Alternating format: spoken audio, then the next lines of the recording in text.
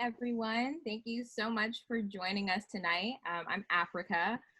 So this is our last session of My Blackness Is. If it is your first time tuning in, welcome. And if you're coming back, welcome back. We're excited to see you again. Also at this time, I want to thank everyone who has donated. If you're able to, we're accepting donations, and all proceeds will be going to the artists that you will be seeing tonight and who have performed earlier this week. I guess we'll just start right in. So let's do an intro and a check-in, and I'll go first, and then afterwards you can go to your left or right. So I'm Africa. I use she and they pronouns, and I'm not gonna lie, I feel a little nervous, but that's not hindering the good energy that I'm feeling tonight. So that being said, I'm gonna go to my right, which is Gabe. Hey yo, my name's Gabe, he, him pronouns. I'm also a little anxious. I haven't performed in a little minute, so it's gonna be dope, but I'm excited. I'm gonna pass it to Sandra, who's below me. Hi, I am Sandra. My pronouns are she, they. Today was a fun little disaster. I tried to make sugar wax and wax my legs because, quarantine. And that was a mess. But you know what? I had fun the whole time. So I'm doing great. And I'm going to move on to my girl, Carolyn, and who's below me. Hi, I'm Carolyn. I use she, hers, and I'm doing swell. Like Africa said yesterday, got their painting, and I've just been delivering paintings all day, and that's been filling me with so much joy. Like getting to practice more visual art in the last week, and I'm just really happy to see the people who got their paintings. So, yeah. I'm gonna pass it to Natalie Amazon, who's below me. What's up, y'all? I'm Natalie. I use she, her, hers pronouns, and I'm feeling good. I always get a little bit nervous before doing a poem or something, but the energy here is beautiful, and seeing like so many friends in attendance right now is giving me a lot of energy and joy. So I'm feeling really good right now. I'll pass it over to Darius. Hey, I'm doing good. Yeah, I'm excited about tonight, and excited to hear some great art. Mm-hmm. Hoping to bless some people, Who are you passing it to? Oh, my bad. Sandra and Africa and Carolyn and Gabe and Nate all went. So They didn't go. I know. Sorry, Nat, not Nate. Taylor. You said Nat, then you said Taylor, and I was like, oh, hey everyone, I'm Taylor. I go by she, her, hers, and Taylor. That was a corny joke. Let's forget about it. I'm feeling really tense. I had freaking meetings until literally 7:30. Yeah. Yep, like 7:30. I haven't eaten. I eat like a rabbit. Someone wants to slide me some tofu. That'd be nice. I'm okay though. I'm all right. I'm really happy to be here. I love everyone that's here in attendance, everyone that's here, just here. You know what I'm saying?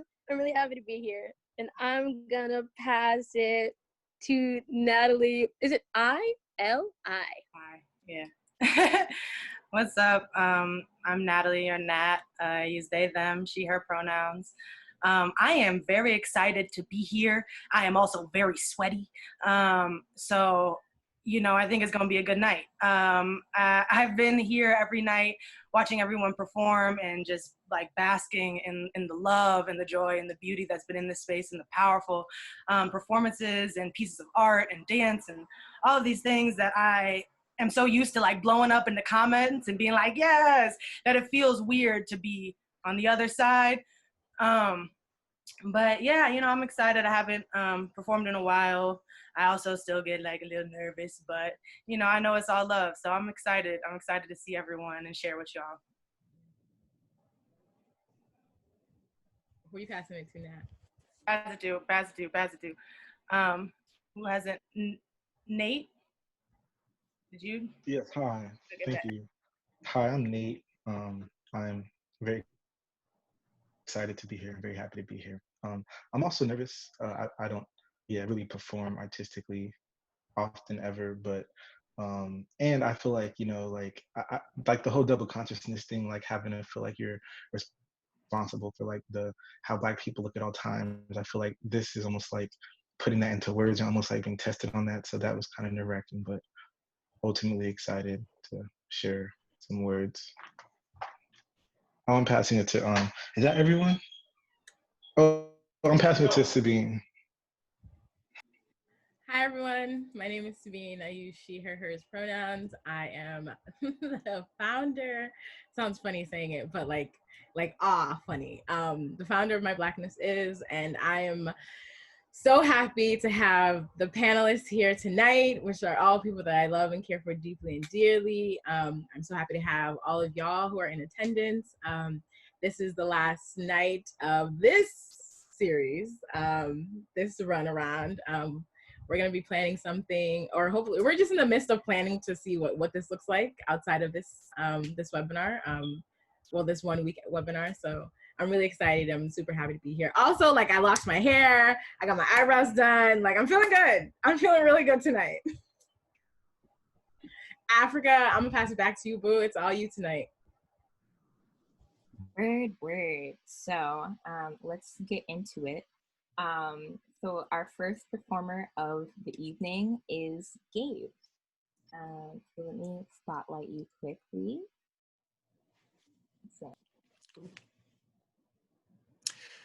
So to start. Bet. Cool. So I got a short little offering. Then I'm excited to be in conversation with y'all.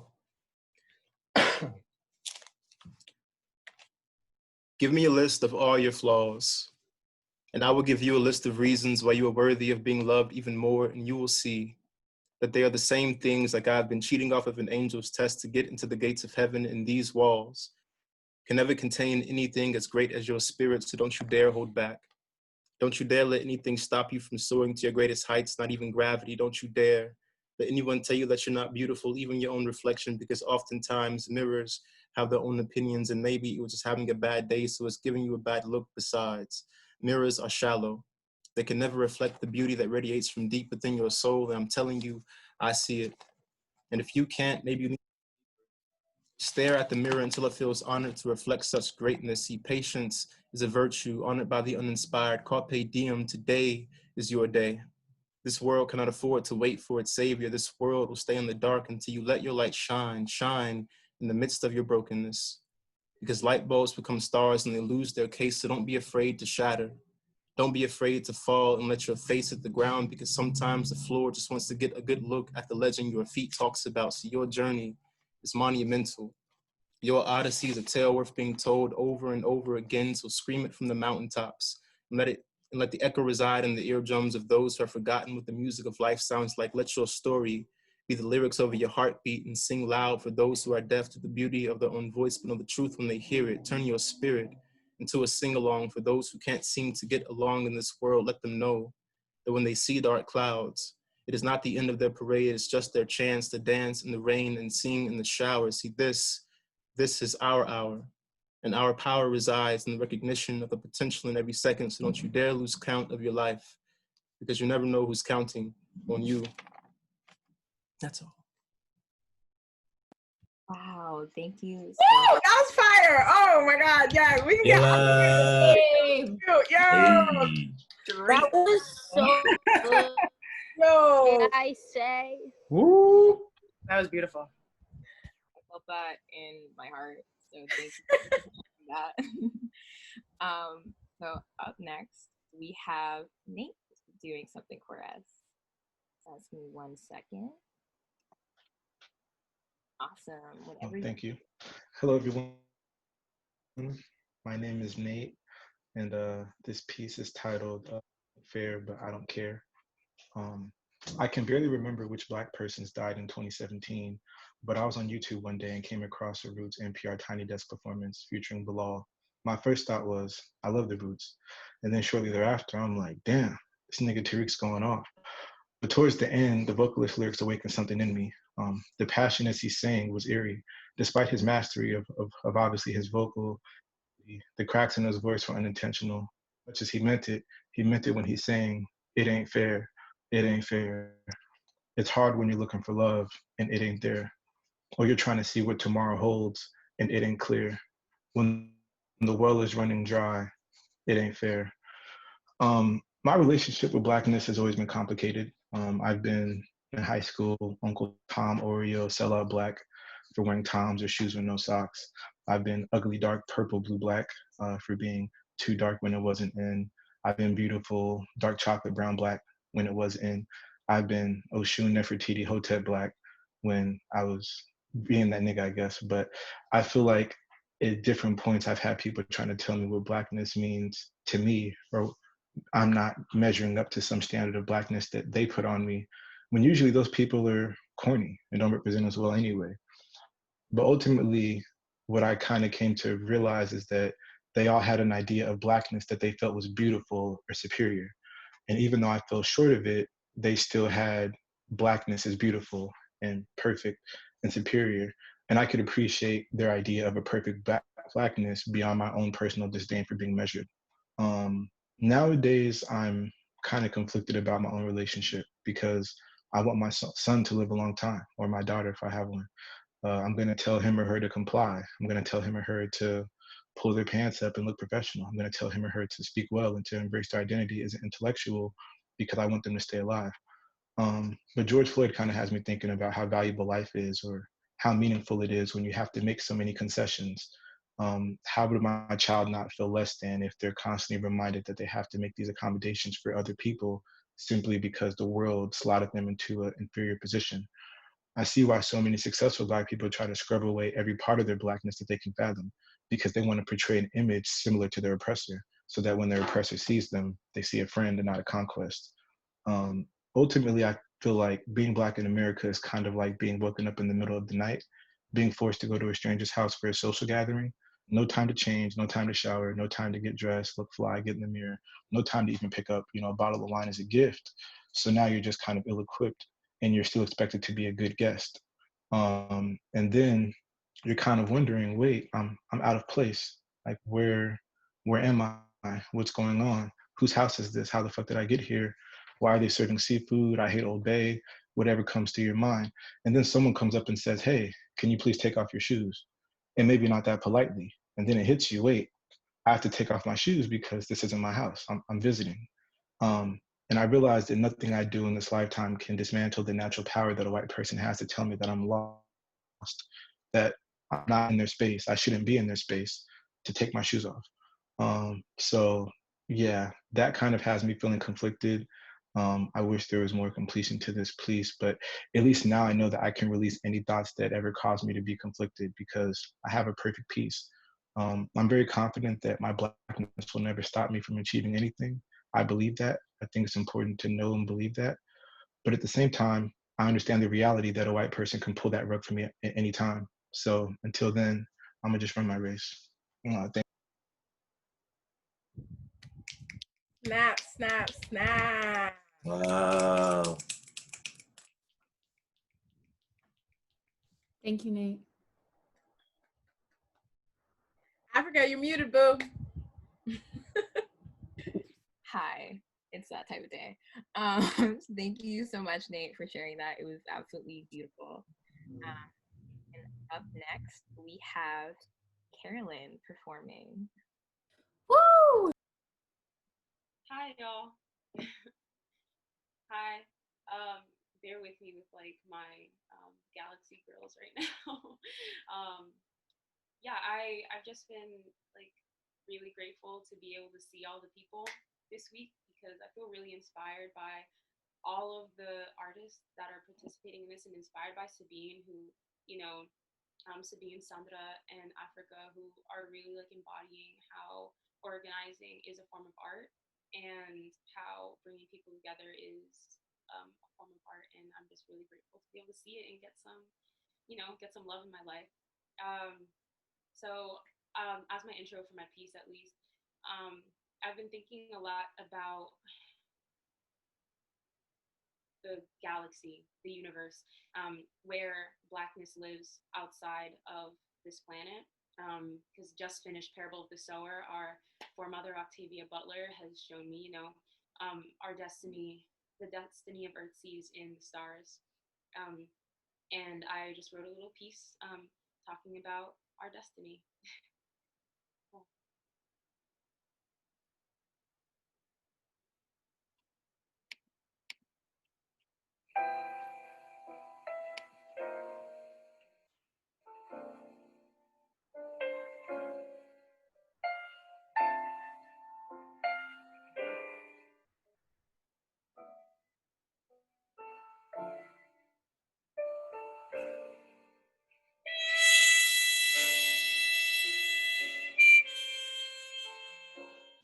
There goes the Voyager. Titanium, aluminum immaculate. The azure of our atmosphere scattering her path is lost to the eye. Foremother said, it is the destiny of Earthseed to take root among the stars. Stop.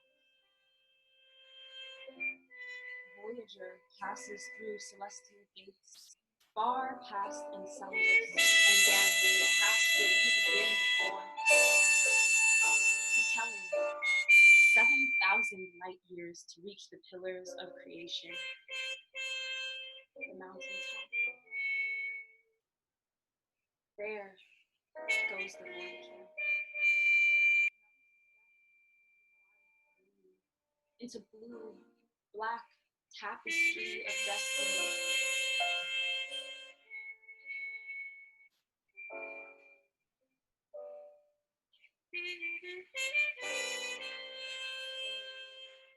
To witness the cloud dance that bursts the sky. To cherish through the cradle.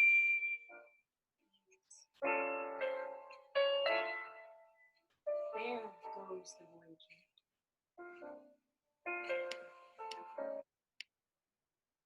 Thank you.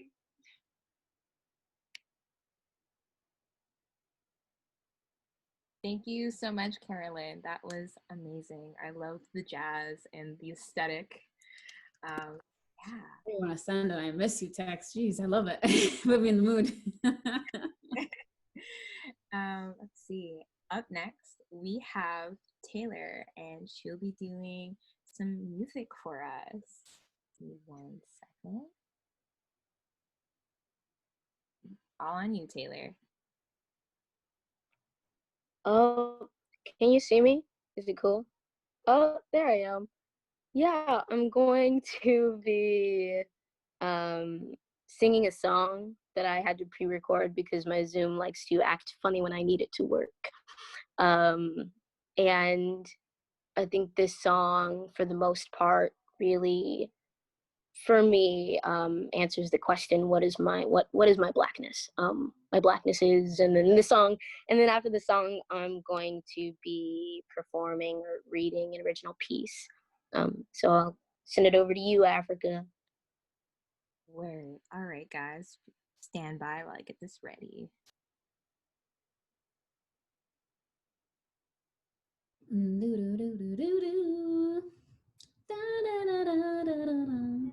That's my song, dude. Like, I love that dude, song. she goes mad high. I kind of want to do it. She goes like so high. I'm gonna stop now.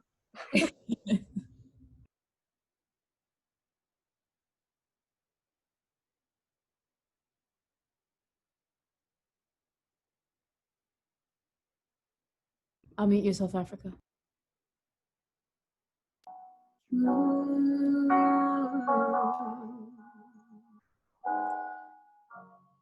I am light, I am light. I am light, I am light. I am light.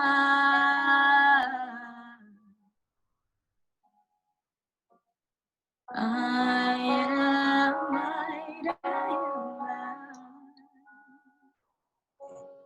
I'm not the things my family did. I'm not the voices in my head. I'm not the pieces of the broken pieces inside. I am light. I am light. Ooh.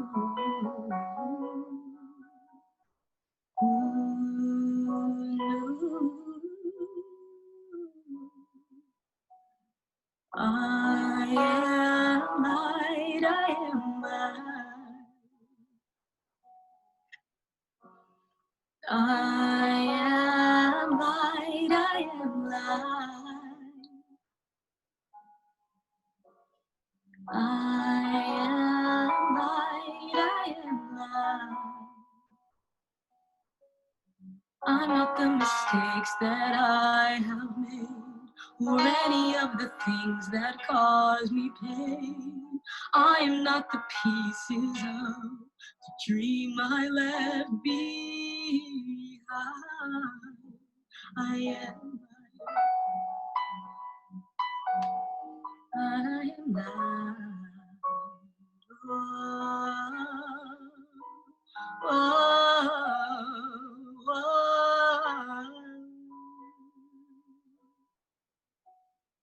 I am light, I am light. I am light, I am light. I am not the color of my eyes. I am not the skin on the outside. I am not my age. I am not my race. My soul inside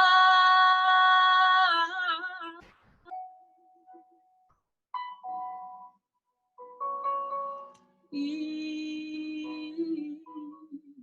light.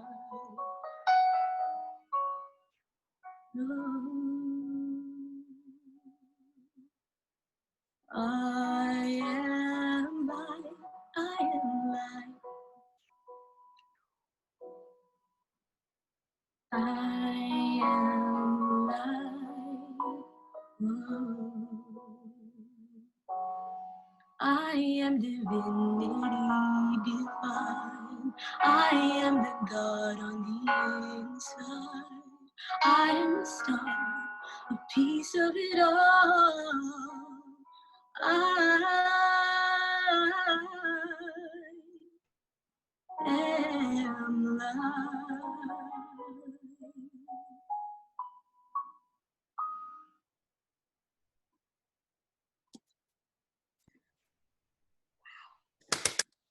Oh my God.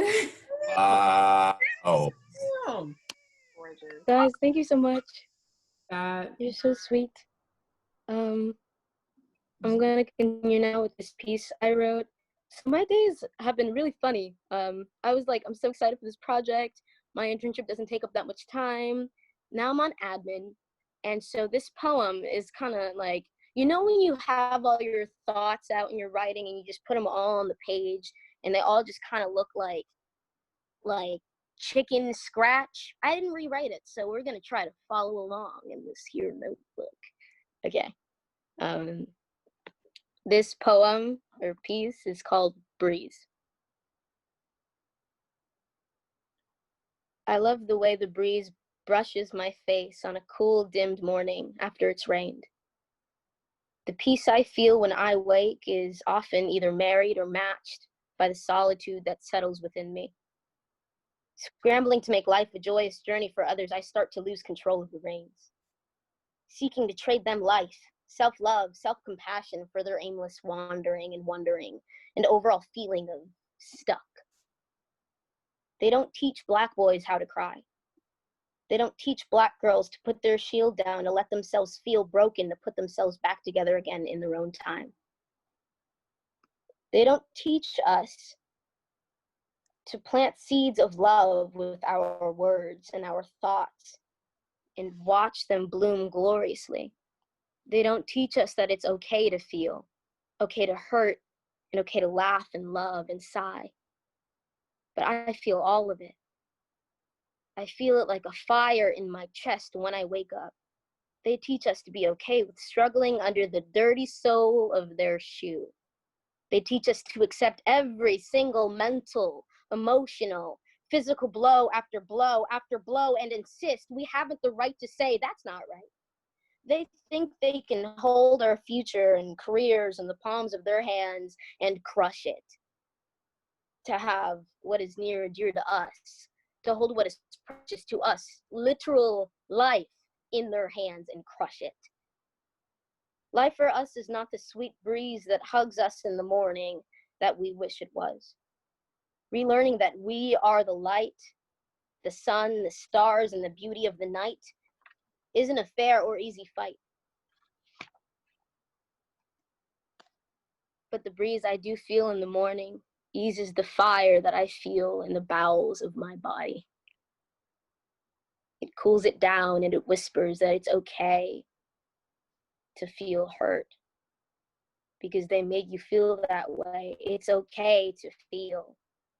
It's okay to be big and loud and monstrous like fire and feel like fire and stardust and move like a waving tree in the wind. And then that's it. Snaps. Taylor. Yes. Bless. Bless, babe. Let's see. Our next person is Darius, who will be performing 2 poems as well. Woo! All you. Hi. Thank you for spotlighting me. The first one is actually a sketch that I wrote in 2017, and it's kind of relevant now. It includes 2 characters.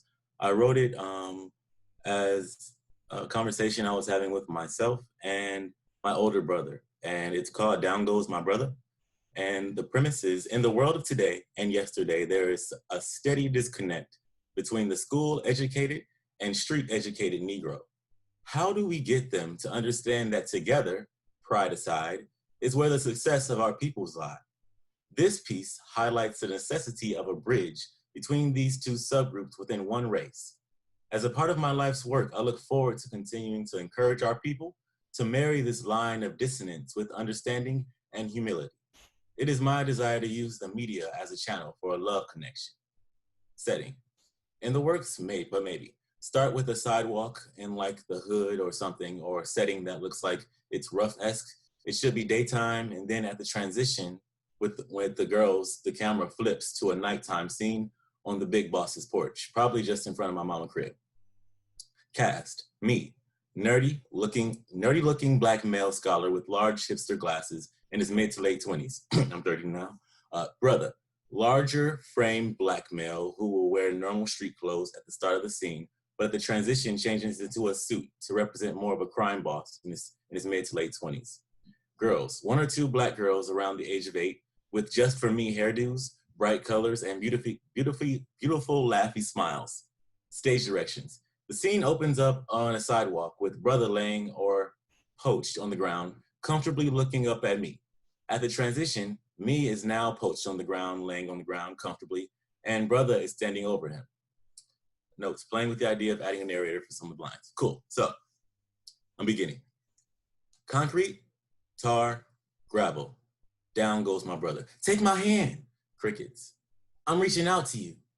My brother stays down, silent, unengaged. What is the ground to a helping hand? I am you. You are I. Take my hand. Silence meets frustration meets, well, fuck you then. Stay down there, you piece of shit. My brother finally responds, what you say to me, you weak ass nigga? Excuse me? If you enjoy your current debased resting place, stay there. Fuck you, you privileged ass wannabe Malcolm X looking at nigga. You don't even know me. I'm trying to help you. What? You don't even know me. I'm trying to help you. You don't even know me. What makes you think I need your help? I was just trying. What you think? Because I'm down here and you up there, you better than me, huh?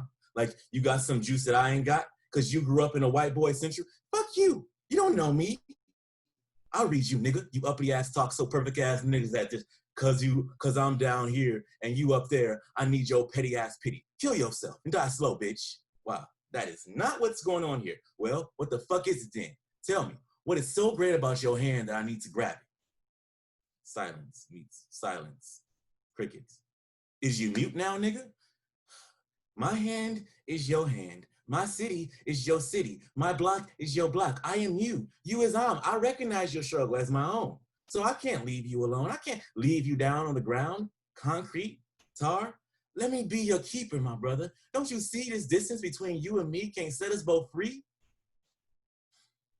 Nah, I see you helping yourself and serving your own guilt and conscience. Cause you left my block, cause you left my city. So I'm good on your hand. From where I'm laying, I can't see your hand in mine. I'm fine. Me and mine, we gonna be all right without you. You stubborn son of a, you watch what you call my mama. My mother, what? My mother and your mother share battle scars and talk about them over meals at the kitchen table. So that means you can call her out her name. No, I'm just saying that they're one and the same. That was just frustration causing me to call her out her name. If you frustrated, just leave. You say you are me and I am you, so just do what niggas do, leave. I can't. You can't or you won't. Both. Silence meets silence. Ain't nothing for me up there. What?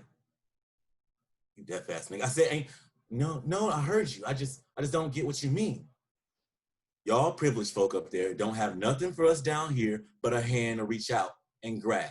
But once we grab it and are up, the same hand is there to stab us in the back. Again, I say that you don't know me. You've confused me with someone who may look like me or sound like me.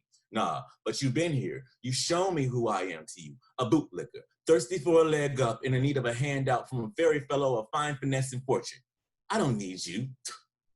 No, I need, and then enter girls, skipping stage left to right, both stare at kids as they skip by, then dimension shifts to a scholar is down and thug is up. You know I like you. You got heart, tons of spunk, but you're a punk. Low school, no true credits gained from the right institutions. Man, I'm the realist you wish you was. What you mean?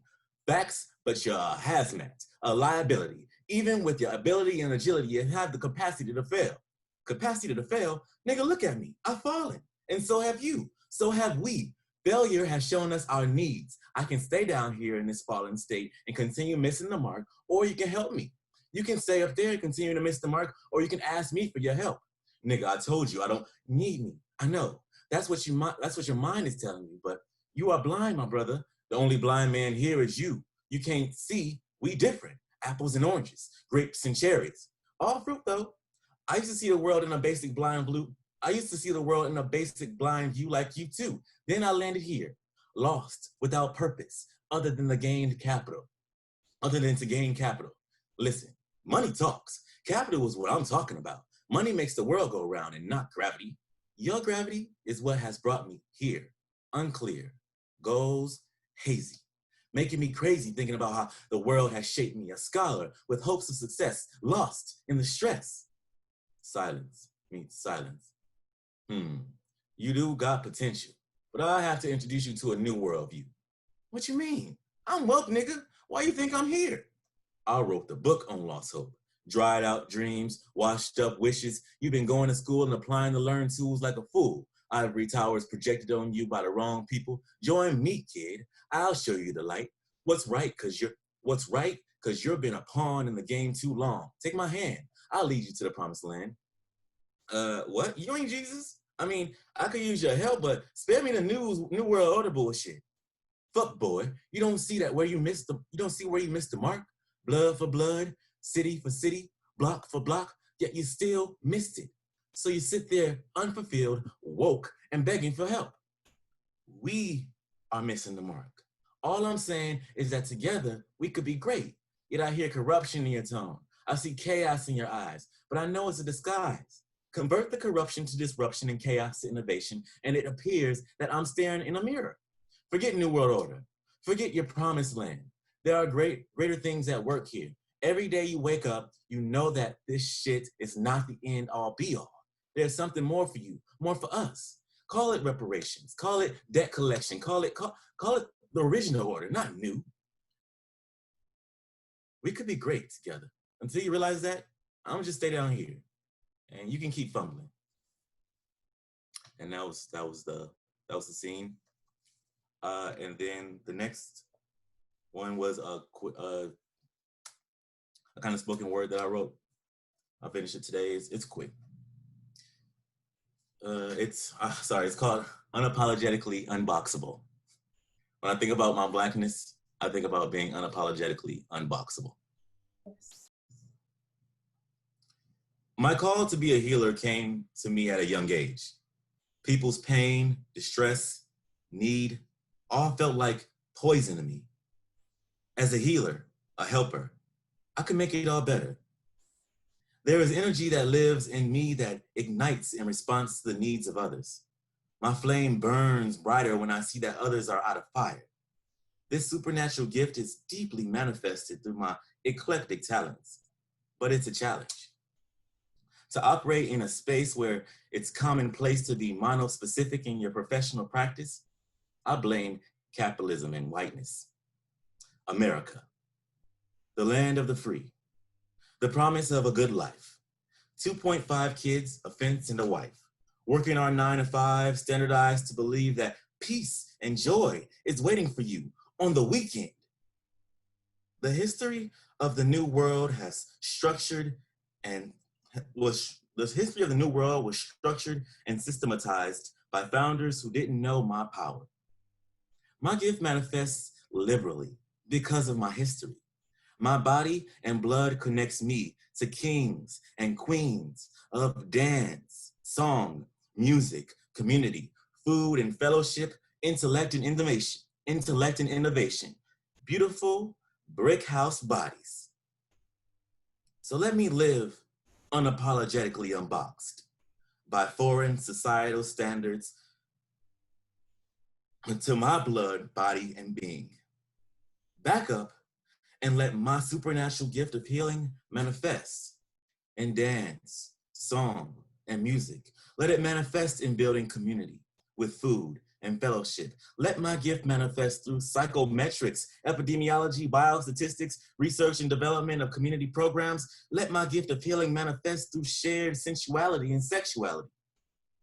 I'm pushing pluralistic professionalism because my Blackness makes me unapologetically unboxable.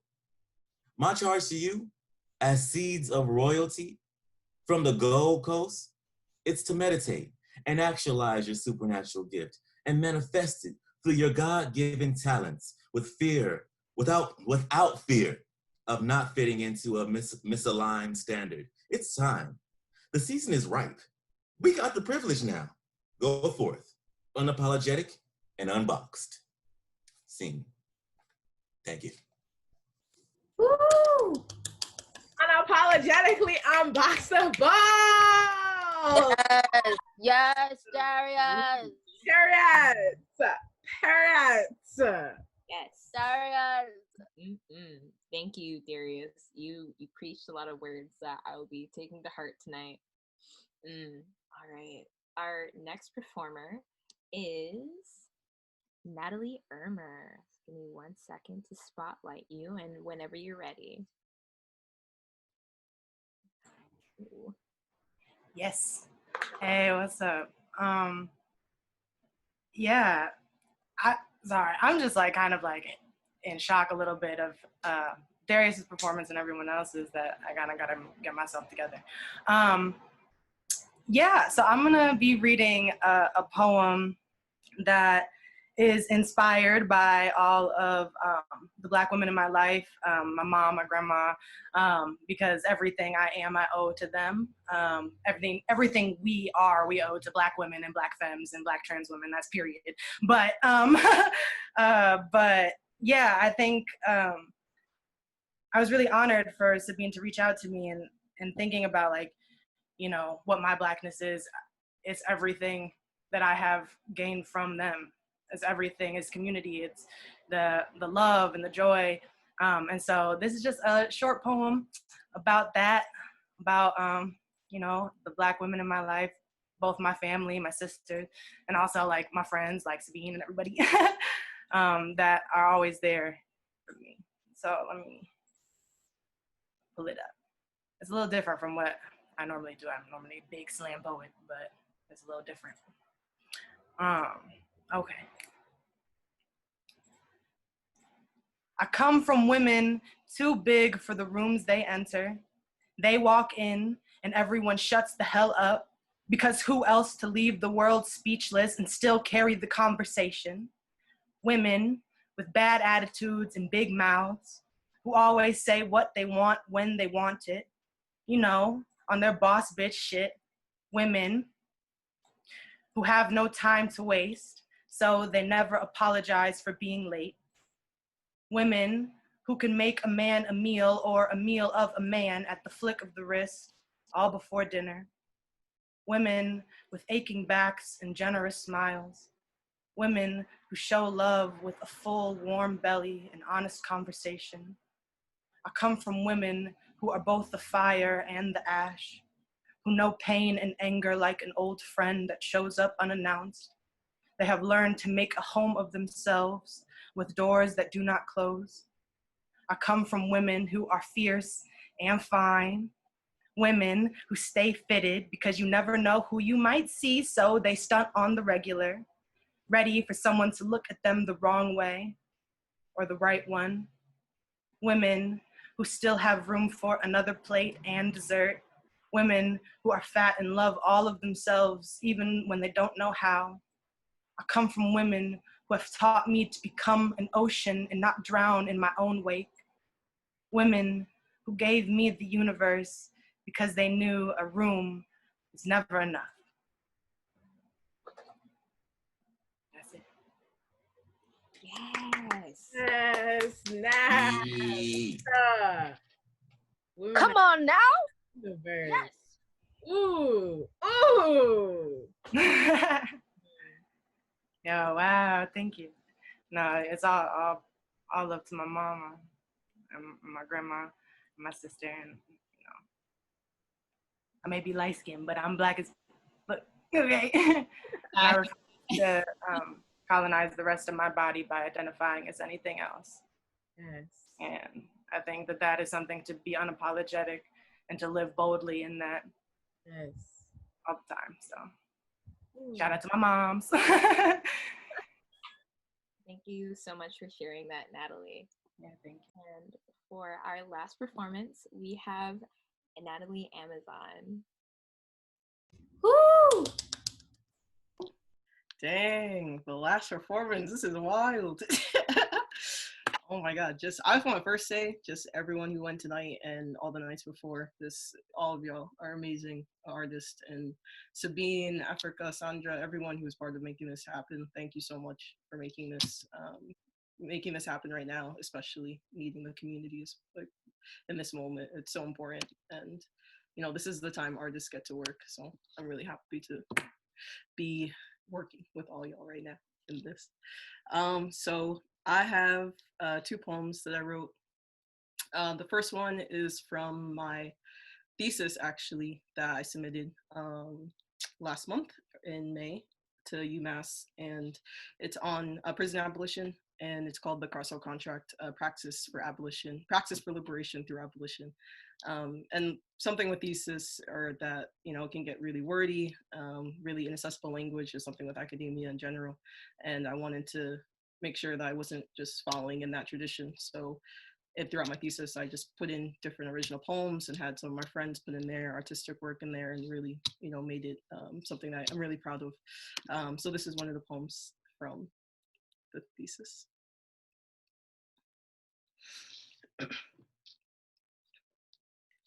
Is this my body? T. Jefferson states our lives are misery. What do we know of speech, literature, beauty?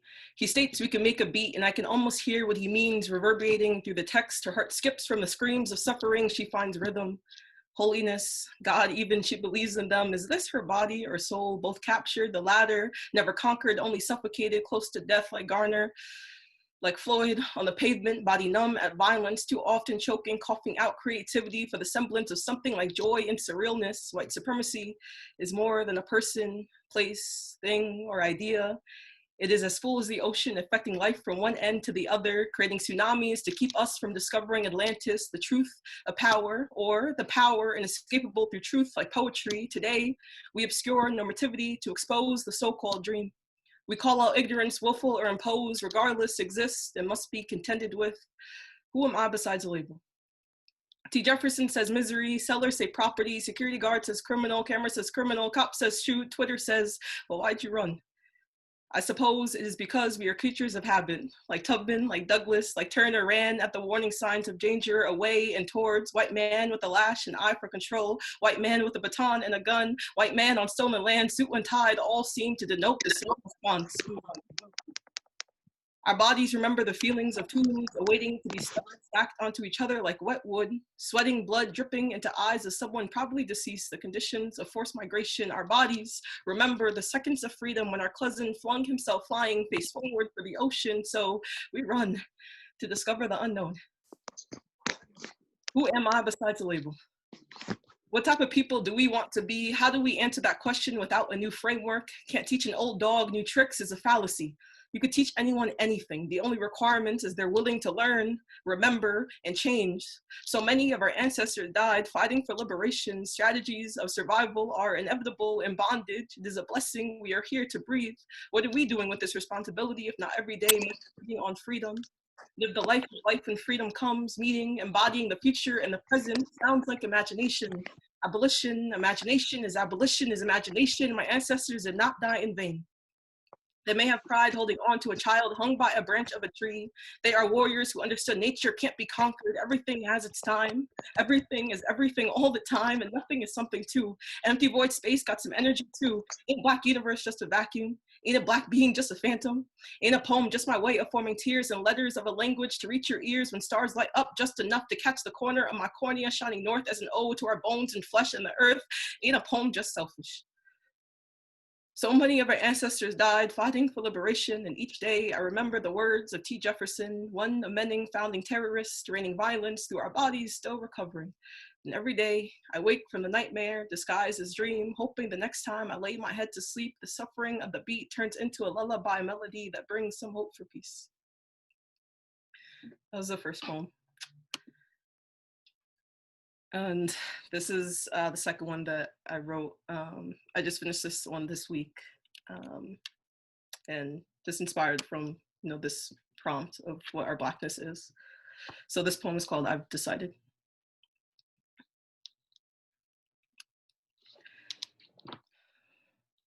I've decided to part my lips so my mouth can echo love. The type that may warm a room up. I've decided this may be enough for the night, for the pleasure of the sky when it lights and the sanity of my mind. What is my Black if not brown skin made of mud from the finest dirt there is around on the coast of the shores called home? I have never been to Haiti. Or Ayatsi, as the Haitians call it, reclaiming the name the indigenous knew before Black was Black or brown was Black or brown, and before lines carved into land to make sure we knew the difference when our boats left the shores to a place our kin ran from, occupied and made bankrupt, debt of pursuing freedom and justice. Why did we think they treat us differently in their territory? My dad black skinned, my mom light brown, created me somewhere in the middle of it all, hoping on this side of the ocean, maybe we'll get a shot at something. Maybe there's a hidden dream somewhere. We just gotta be lucky. What is Black if not dropping the accent in my last name? I forget it's there most days. I forget where I am. My mother's tongue is not foreign. It just has lost its way, finding the root of my mouth. It is there in ginger root, soup, jumeau, and bouillon. My Haitian Black American is superstitions, dreams as warnings, concoctions made tea, rub oil on the feet and chest when sick, puff pastry patties, bonhomme braisé, maïs with T-cell, coming home and finding Mama Marie-Thérèse waiting for me to feed and feed and feed. What is Black if not care? If not clinging to joy when it comes around, because Allah knows it may not come easy. I find joy on the lips of women whose touch reminds me of the earth we come from and whose hair may curl differently, but whose meaningful stare stresses our struggle is beyond borders. I cling to this joy. Allah knows it may not come easy. What is my Black if not impulse then? If not listening to music as empty rhythm that is not being the best dancer, but moving like I got all the answers when the beat drops of compa, reggaeton, hip hop, R&B, hopping in my Duffy, the melodies of Neo, Snoop Dogg, R. Kelly before the mess, blasting in mornings through my little ears as my sister gets ready for high school in the room we shared. What would it mean to get that big? To be 16?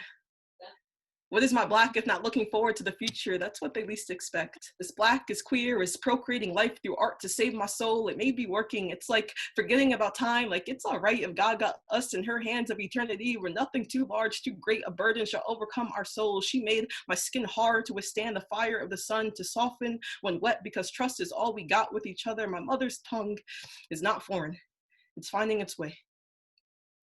I've decided my black is to part my lips so much my mouth can echo love, the type that can warm a room up. I've decided this may be enough for the night, for the pleasure of the sky when she turns on the dim lights, and for the sanity of my mind.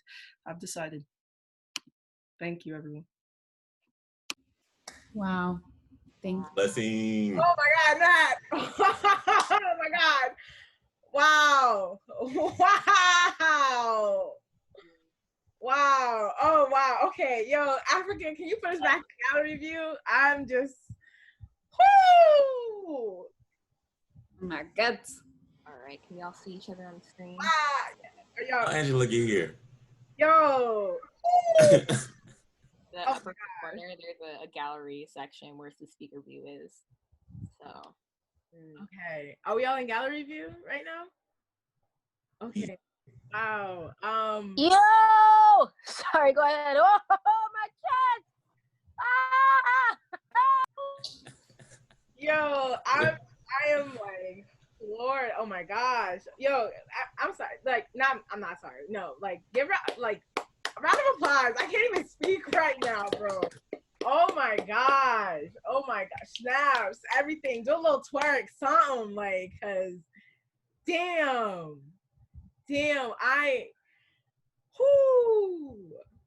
I'm so blessed to know y'all. Like, that I might cry tonight because, like, wow. Whew, okay, let me just ask, let me just bring us right into the dialogue, and I'll cry probably throughout the rest of the night. Just like, what did it feel like to just be in this space and present your pieces? Like, genuinely, like, whoo, yes, what did that feel like? Because I know what it felt like for me. But I want to hear from y'all, and like the attendees want to hear from y'all because y'all are the ones a part of this. Y'all are just so talented. Wow, like I'm swooning over here. Like y'all are just so dope. Let me get y'all's information after this too. If y'all can like shoot it in the chat. I mean, yeah, y'all did that. I felt comfortable. I felt like I was doing this with my people. And so I wasn't, my people were saying, I wasn't really nervous. I was just like, I hope that y'all get fed. Hope this is a healing space for. For me, honestly, even though the song was pre-recorded, I feel like both in the song and in the poem I wrote, I had to hold myself back, or else I would unleash like the things that are rattling inside of me right now. So I at one point in the poem when I kind of like blacked out because I was just like, and I was like, oh, bringing it back in. So I definitely felt like I was gonna explode just because of also the things that are going on within the UMass Theater Department. That this thing I just posted, I think that is currently sitting in my body and has been like since yesterday. And because I posted a statement, basically, for the people that don't know, I posted a statement addressing the racism I have encountered in the department. And yeah, just sitting with that and trying to, like, while writing this piece and also delivering the song was just very much like, I'm exhausted. But not the kind of exhausted where I'm like, oh, I'm exhausted, the kind of exhausted that's like shaking. So that's me right now.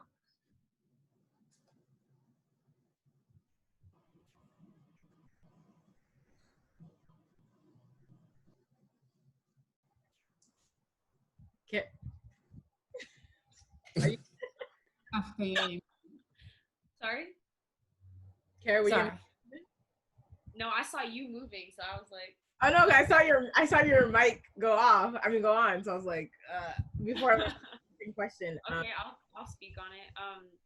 I feel like honestly, yeah, kind of what Darius was saying, like being in this space and watching the week as well, like I just felt really comfortable. Like I was still a little nervous just because like usually I don't do something unless it's memorized, you know, and like I got, I had it like down pat or whatever. But I felt like this was a space that I could be vulnerable and like vulnerable with something new, vulnerable with something that's not like completed or really like fully realized. Cause like I just feel like y'all will hold it and hold me and push me in like the right direction. And that was like really beautiful to feel and really beautiful to see, like just how everybody holds us up like here and throughout the week, seeing like that love. I really felt it. And you know, as people have said, like, yeah, information like this, we have to we have to keep working together because this was too beautiful. Yo, that's a dope picture behind you, Kara. It's a Miles Davis cover, which also the song that I used was a Miles Davis album cover. So.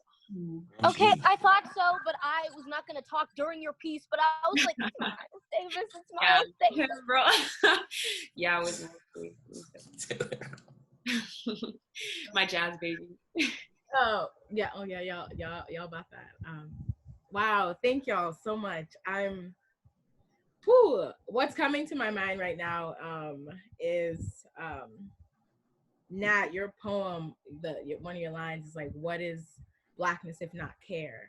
Right? And then I'm also thinking about my time in Cape Town, South Africa, and learning about Ubuntu. So it's like the proverb of like, I am because we are. And then I'm also thinking of Audre Lorde, who says, there's no liberation without community, right? Yeah. So I'm sitting with all of that right now. And so this is a question that's just coming up for me. It's like, what is the role of care in this fight right now? What's the role of Black care right now? What does that look like too, right? What does Black care look? Let's start with that. What does Black care look like? I think at certain points we can get exhausted about people holding circles and asking us our opinion and helping them and theorize to Blackness and such. So I think a part of care is being able to tell people, no, that's not my job. I've had to tell this to my job. There's like a Black diaspora network at my job that's trying to get like established, and I find those groups to be helpful. It's gonna be creating community and fellowship among us, but not if we're trying to redesign the organizational structure so that they're culturally relevant, because that's not any of our jobs, you know. And so I think it's starting with saying no to certain things and like taking care of yourself through creating strategic spaces like this one.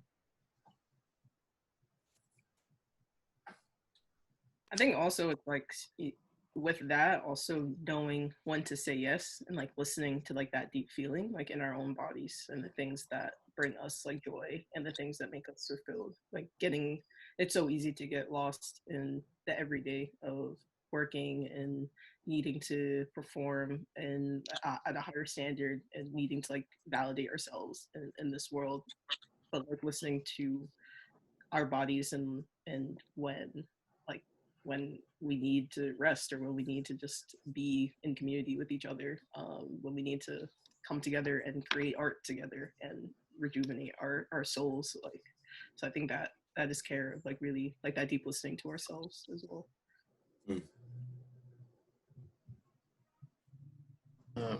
Just to piggyback off that, I think that's such a huge question, especially when it relates to like Black folk, because I think part of care for me recently has been just me trying to like prioritize what like my joy. Like when I was trying to like read this, when I was trying to find a poem to read, it was so hard for me to find a poem that wasn't linked to like some sort of trauma or like some sort of like pain. I think that's what I usually create from. So that was like a really old poem that I had to like find.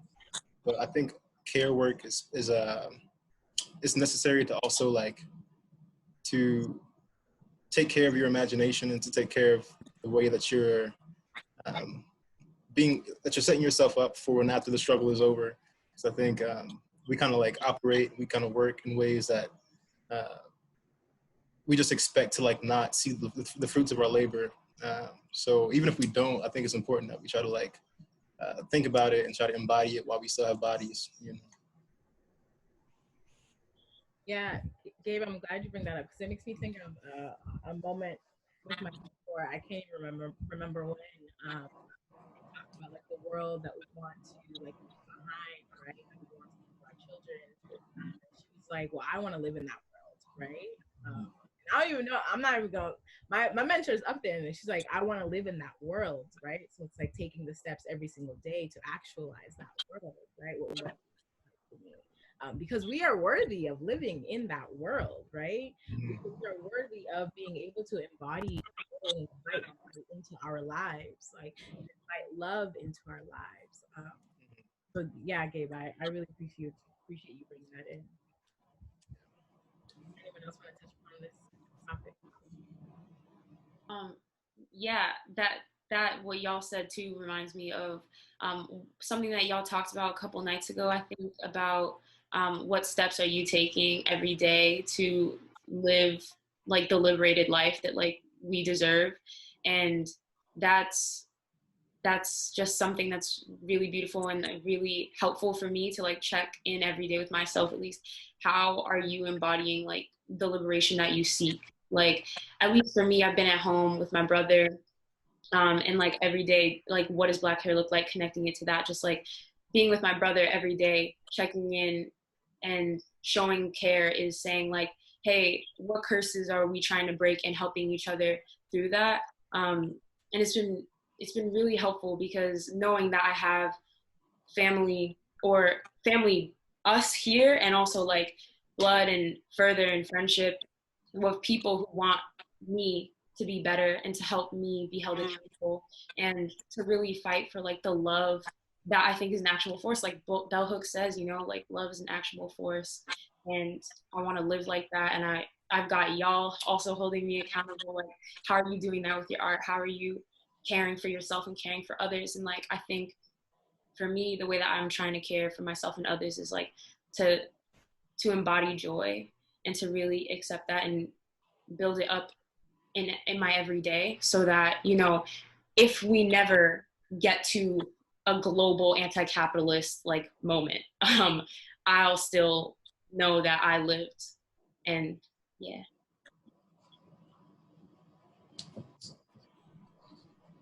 And to kind of not directly hop off of that, because but something going back to resting, I think something I have a really hard time doing, and I think that that is a way that I need to remember that I deserve, and that I don't need to complete tasks or complete work before I'm able to take care of myself.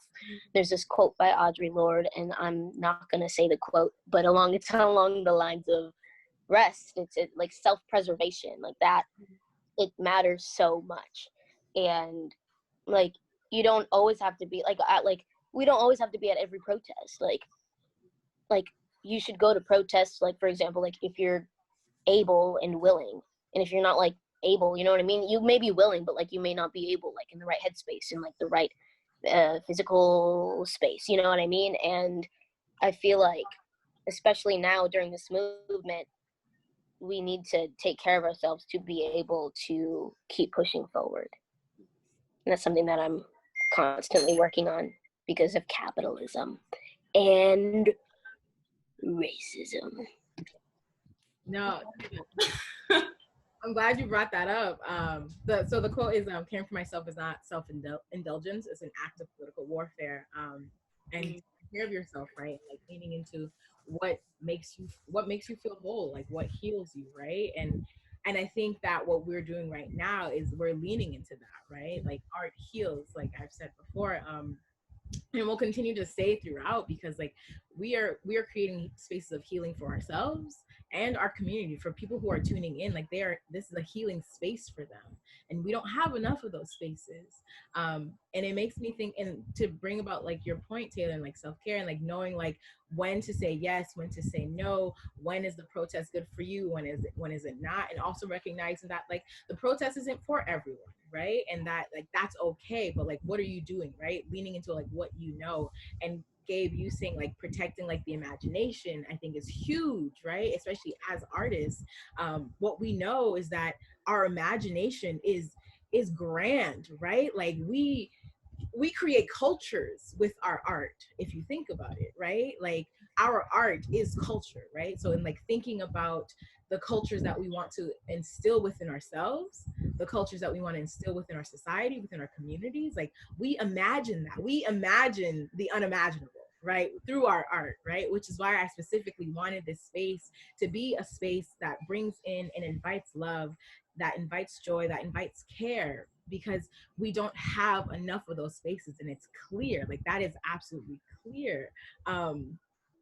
So I'm so grateful right now, and I'm going to continue to keep saying that.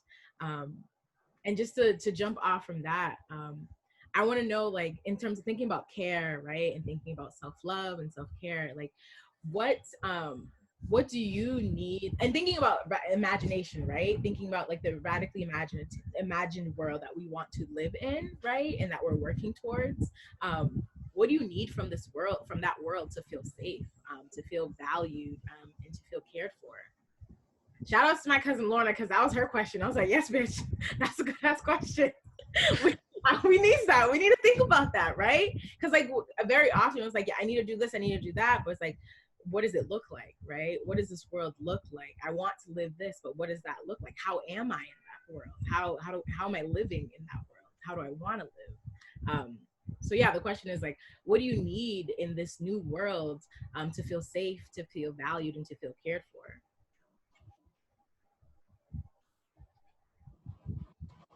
In community, it's always my go-to for that, for support. Finding like even if you have roommates, I think one thing that helped me through UMass is building a kind of sanctuary at home. When everything outside is crazy, it's nice to go home and have sanctuary, and feel good. So like being strategic about the roommates you pick is important for that, as well as like different things that you do to your feng shui in your house that make you feel good, establishing rituals and stuff.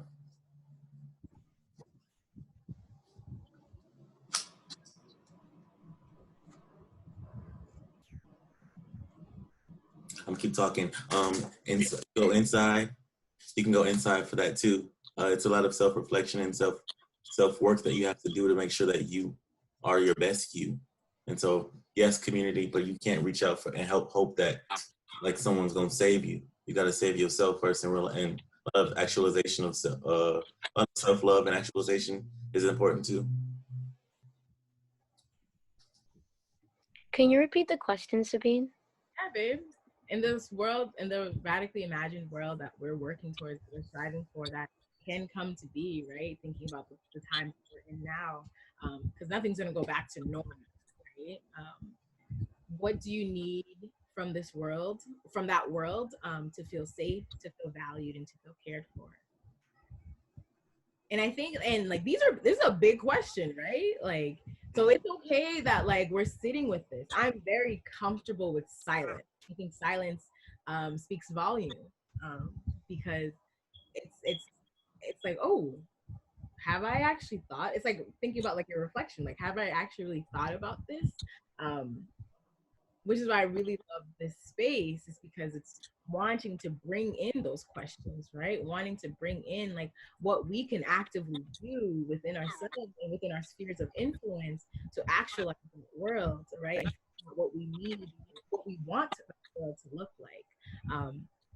So like I'm really all about the circle of influence, because if I think about like outside of that, then I feel like I can never get anything done. I feel like I'll still be in this same position that I was in, when in actuality that's not the case. That's what they want you to think.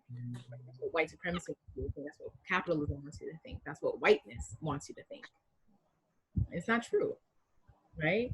So for me, what I need from that world, I need spaces to be abundantly Black, right? Like, I was talking about this in a text message with my girlfriend about getting my hair done, and we're like, oh, we're gonna go to a park, and then one of them was they're like, oh, I'm doing my hair. I'm like, imagine if we lived in a world where we can just like sit at the park and be safe and like get our hair done, right? Like for some people, like what? Like imagine a world where like you can literally like the sun is hitting you, it's a nice breeze outside, you got a little shade underneath the tree, and you got your table right next to you with your extensions, with your hair oils, your beads or whatever, and you just sitting there doing your hair. Imagine a world like that. Like Wow. that's what I want. Abundantly Black. Abundantly Black. That's beautiful. We're gonna have to abolish the haters then. Let's get our weapons. I'm just kidding. That's not helpful.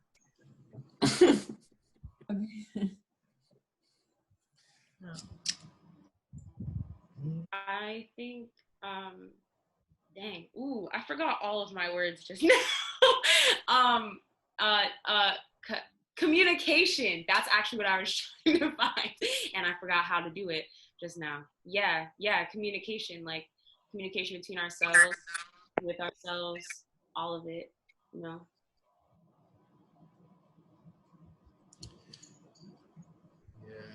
I think for me, I would like to see this like continued sense of like communal care that we've been seeing since like the pandemic and since the all of these police killings. It's been like really isolating, but it's also been like really beautiful to see us like checking on each other and like leaning into each other. So I'd love to see more of that in like my world to feel like safe.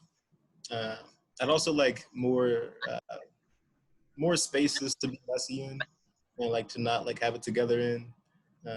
Because like whether like we're going to work or like we're just like at school or any of these spaces that we always have to be kind of like our like most respectable Negro selves, or just our most like PC selves. And I think that like, not to say the PC is like not important, but to say that like,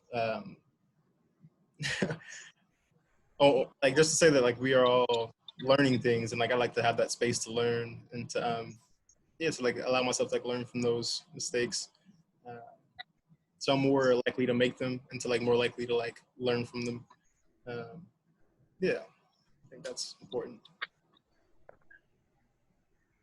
I just want like no fear, like how Nina Simone says in that video. Just I feel like fear has the power to really like it, like you're not free with fear, you know what I mean? Like freedom is such a freeing feeling. Like when I do art, I feel free. But when there's fear involved, for whatever reason, I feel like controlled. I feel like there's like I'm like, well, how am I trying to say it? It's like you know how there are like the solid molecules, the liquid ones, and the gas ones are like pew pew pew, and then the solid ones are like, oh, I can't move. You know what I'm saying? Like science from like elementary school. I feel like I'm a gas molecule all the way, but like fear makes you, it just transforms you into solid. And I feel like I can't move, and I feel like I can't breathe. In the world I want to live in, it's like where I can mess up in my art, or I can mess up in life, or I can mess up in front of like a I don't want to say a cop figure. I don't want any fucking cops. No cops, no fear, no cops. Anyway, I want the ability to mess up, be messy, be put together without fear of repercussions, without fear that I will die.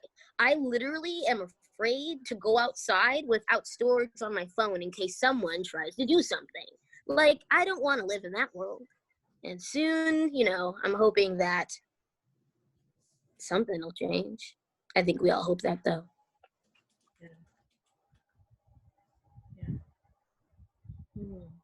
I just want to say something that I saw in the comments. Tatiana said we gotta decolonize our spaces, and I just wanted to like bring that, like say it out loud, just because, yeah, like I have, there's a lot of work that I have to do, like even thinking about fear, decolonizing myself in certain ways of saying like what is normalized for me, how when I might be having a conversation with my brother and he says something that I might not understand, and decolonizing myself in the way of, instead of resulting to like anger or being upset, I have to question like what is he actually saying? Like, what does he need from me? But that's not something that we're taught, like, to communicate in a way that's like helpful and caring. And that's part of like how I've been colonized. And I just wanted to say, like, that example, there's obviously tons, and I want to talk to Tatiana about that. But yeah. Dialogue is a decolonizing practice. Mm-hmm. And we're not taught to dialogue, right? We're taught about debate or discussion, like never about dialogue, because me, dialogue requires you to see that person, to be present with that person. I'm always going back to regular presence, right? Like the 6 building blocks of dialogue: voicing, listening, suspension of judgment, identifying assumption, reflection, inquiry, and respect, right? Those are the 6 building blocks of dialogue. And when you are doing that, you're actively trying to understand the person in front of you, which we do not take the time to do at all, right?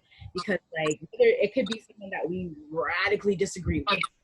We're just bringing everything that we know about them to the present, right? It could be someone within our family members that we just like, whenever they speak, we get hot, right? It was just like, where's that coming from, right? I think dialogue for me is such an act of love, because it's actively making me like identify where a lot of the things that are coming up for me, like I know in my growth and my transformation, like having to really sit with, took out my earring, having to really sit with where all ideologies coming from, what are they rooted in, right? Like interrogating those, right? And actively doing that. And that work's not easy, right? Because then you realize, at least for me, like then realizing that like shit, like feeling at least like, oh my God, I'm such a shitty person, right? I'm so terrible. I'm so this, I'm so that. And then like, and that's the unpacking that needs to be done when like you're identifying your assumption. And then therapy comes in, right? I think Leah said it last night, or someone said, or Ashley, someone said, we need to go with therapy. We need therapy. Therapy is important, right? It's important to have that other party, that unbiased Black therapist specifically, right? Yes. Therapists of color, like who are culturally competent. So yeah, I think about dialogue as a decolonizing practice, because you're actively trying to see the person, which we don't need, which we don't do very. Yeah. Does anyone have any final before like I start to wrap this up? I think coming up with what, like you were saying, these are all kind of like acts of love. And going back to your question of like, how do we show love? How do we show care? It is seeing the people. It is unconditional love and acceptance, and allowing us to like make mistakes and that be okay. And a world without borders and walls, like, real or imagined, like without cops, without, you know, these oppressive systems. Like, it is community, it is love, and it is spaces like this. I think my world is definitely queer as fuck and trans as fuck and Black as fuck, and you know, like I think, yeah, that's it pretty much. Yeah, I just think like, yeah, these are acts of love and acts of care, and like this freedom and this liberation that we all have within us, that we want to express and be free without boxes, without being put into one right way or wrong way to be Black. Because there isn't, that it doesn't exist. Blackness is evolutionary. Blackness is limitless. And so, yeah. We unapologetically unboxable. Yep. Period. Period. I read this the way that I'd like to say. Blackness is inherently queer. I know you can all read that, but I wanted to say it. Can y'all hear me? Huh? Huh? Can y'all hear me? Yeah. My internet's been wonky, but I wanted to say something. I was having a conversation with someone, and first of all, I just want to close off with everyone, like, make sure that everyone's taking care of their mental, and always reach out to, I would open myself to everyone who, like, someone who I haven't talked to in a long time, reached out to me, and like, that's when we have to realize like community is really important, especially for our mental health. And I just want everyone to know that everyone is worthy of love. Everyone is worthy of being. And I don't know, like having that person reach out to me today just really made me like And anyone who's struggling with mental health right now, especially as a Black person, please like reach out to your community, reach out to someone. It doesn't have to be a therapist, but try to get a therapist, but reach out to someone because it's really like a hard time for us. Natalie, I saw you unmute yourself. You gonna say something, boo? You know, I be Hey, you called me out. You called me out. I was like, oh, they're gonna close. Like, sorry. I just wanted to say, just like real quick, just I was like really thinking about your question, Sabine, of like what do we need in this liberated world, and thinking about like now in this moment, like there's so much is happening, so much rapid radical change is happening, and which is amazing. And I think it's easy for that, like to get lost in like the big picture of, you know, abolishing police, doing all these big like system changes, but thinking about change on an everyday really does start with like the individual and the relationships that you have and who you're around every day. Like Carolyn was saying, like her brother, like our communities at like school or now being home, like how we are thinking about ourselves and people around us, like all of that is so important. And thinking of like how in the liberated world we want to live in, we should really be thinking of ourselves and like what kind of world do we need, like personally, and what kind of world are we like outside of like the big system changes, like what are the type of things that we want to change in like our own like thought patterns and how we interact with each other. And like that is really, I think all of that adds up, you know, and that's like the revolution really. Just like open thoughts on that, but I just thought that was something we need to, you know, think about a lot. Thank you, Nat. Thank you for that. As y'all can see right now, there are people popping in. These are our panelists from throughout the week. I thought that it would be so perfect for us to close out tonight with all of us on the screen. So look at that! Steve. Oh my God. Oh my God. Oh my God. I'm so grateful. I'm so grateful. Wow. Africa, do we have almost everyone that's I think that's everyone who's joining us. okay? Not everyone is here, of course. I kind of came up with this idea this morning when I went to go lock my hair with my cousin. I'm gonna keep bringing up Lorna. Please follow Black Feminist Book Collective on Instagram. Like, she is doing the work, y'all. The absolute work. Like, my cousin trying to liberate y'all. My sister trying to liberate y'all. Like, it's like, what is Blackness but if it's not care, right? It's care work. Follow Black Feminist Book Collective, Consciously Black. Like, follow her. But yeah, so like I thought of this idea this morning when I was doing my hair, and I was like, I would love to have all of our panelists on. And so Africa, I'm gonna ask if you can put us in speaker view, because I want to do the thing where I'm gonna ask y'all, just for us to close out each, to just define. I know it's obviously very difficult. It's not easy. It's not possible. But to define your Blackness in just one word, because there's so many of us right now, and if we went on and on, we'd be here probably till 10. So I want to end with having everyone's voice in this space, just explaining or sharing like what your Blackness means to you in just one word. And it can be the same word that someone else said. So don't worry about that. But I'll start. Angela, you gonna start? Oh, no. I was clearing my throat.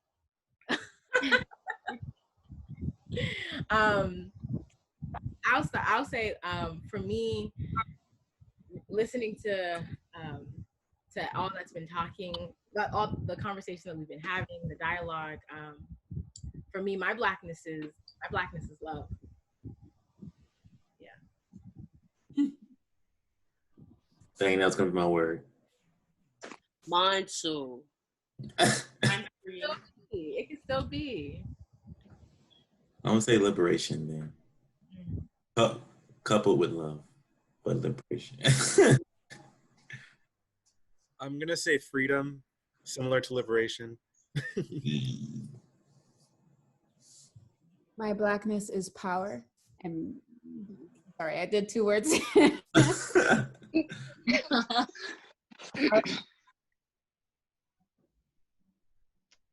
I'll say creativity.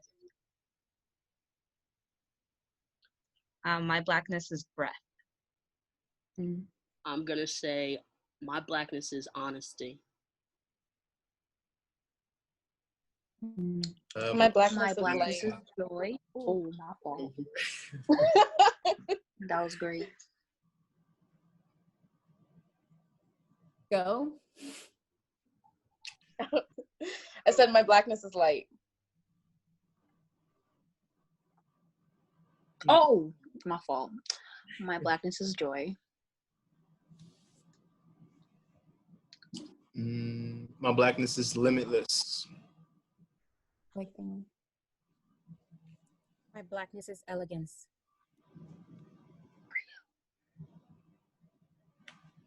My blackness is unconditional.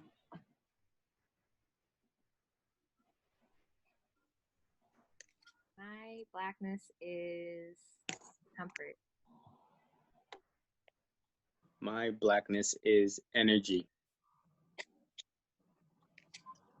Not to be redundant, but my blackness is light.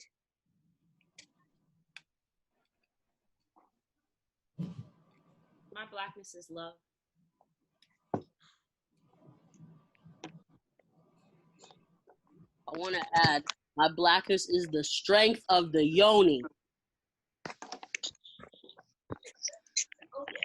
Derby, put us on. Derby, put us on. My blackness is beautiful. I really thought you were going to say my blackness is the shit, so I'll say it. My blackness is the shit.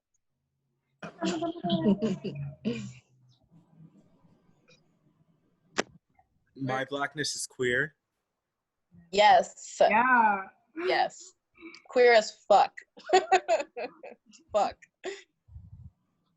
My blackness is vulnerability. My blackness is expression. My blackness is intimate. Ooh. My blackness is unapologetic.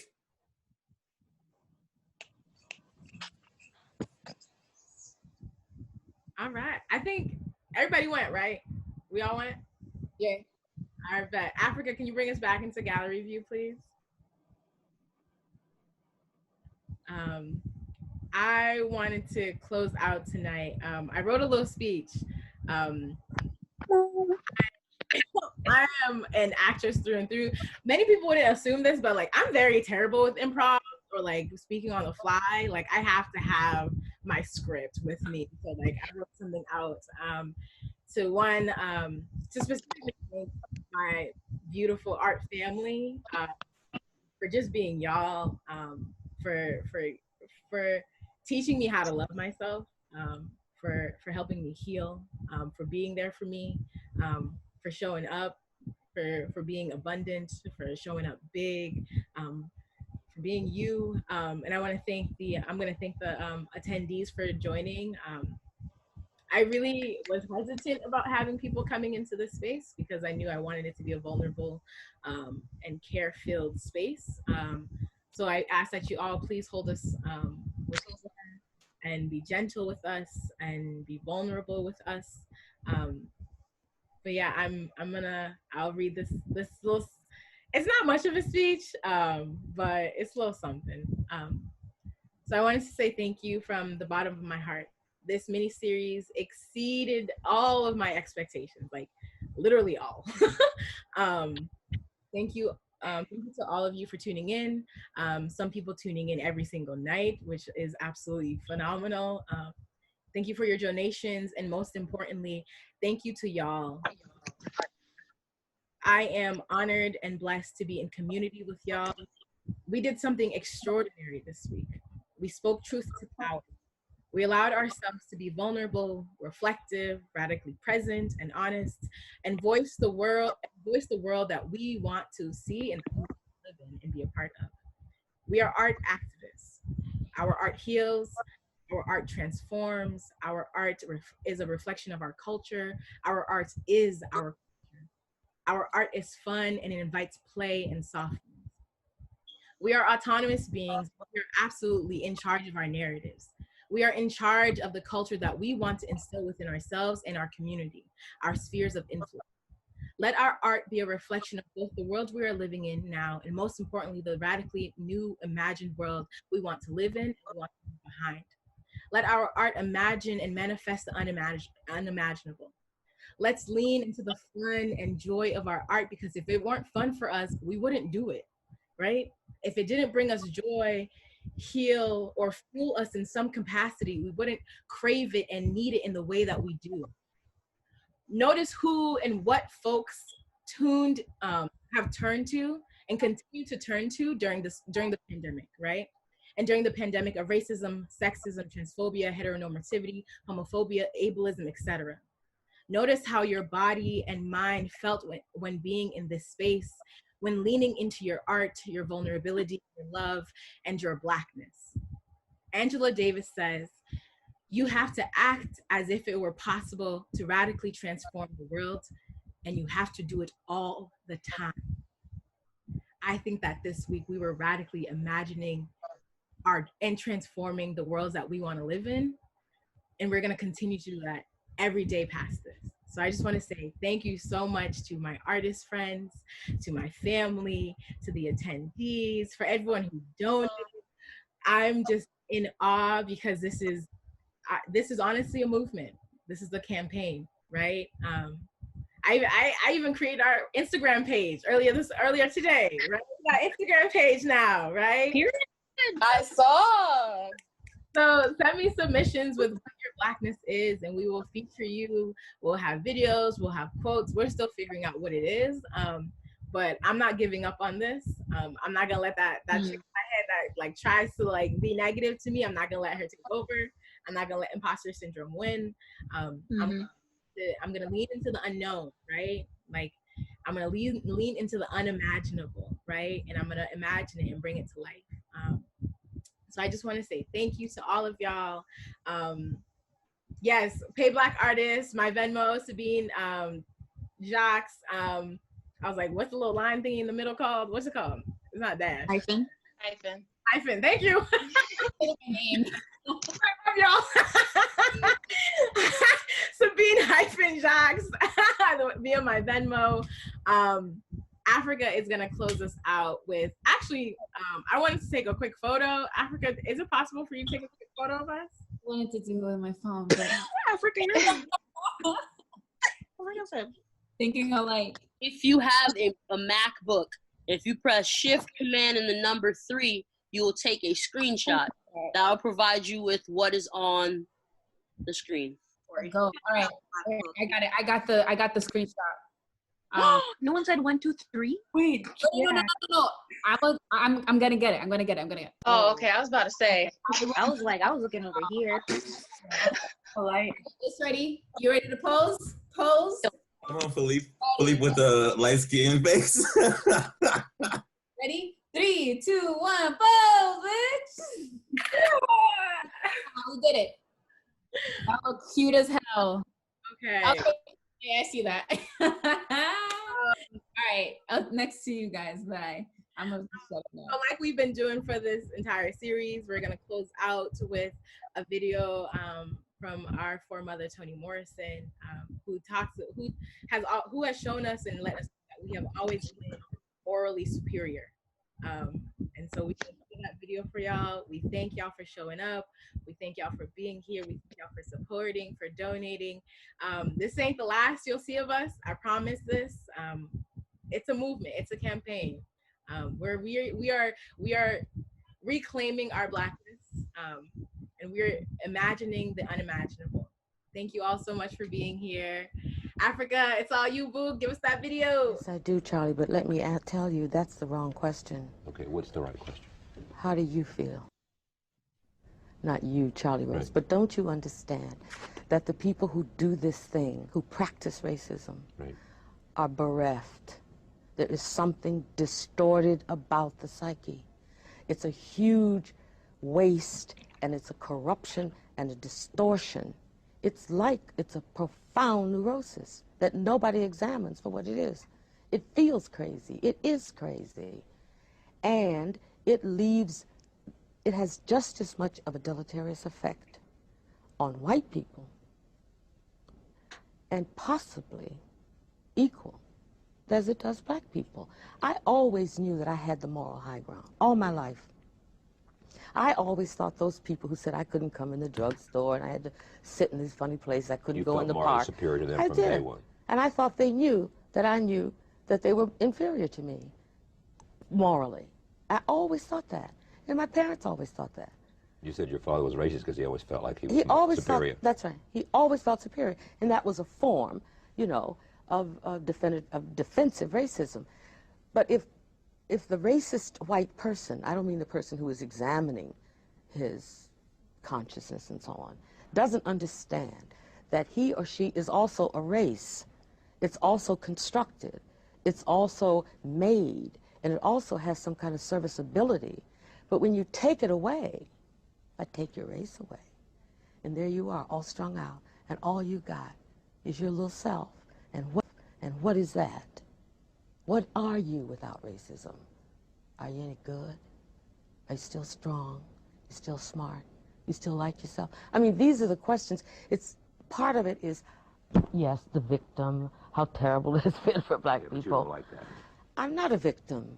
I refuse to be one. And the victim is the other person who is morally inferior and That's who a has serious to hold question. on to Of course. racism If you to have to somehow hold, that's for right. his or her own self-esteem and definition. If you can only be tall because somebody's on their knees, then you have a serious problem.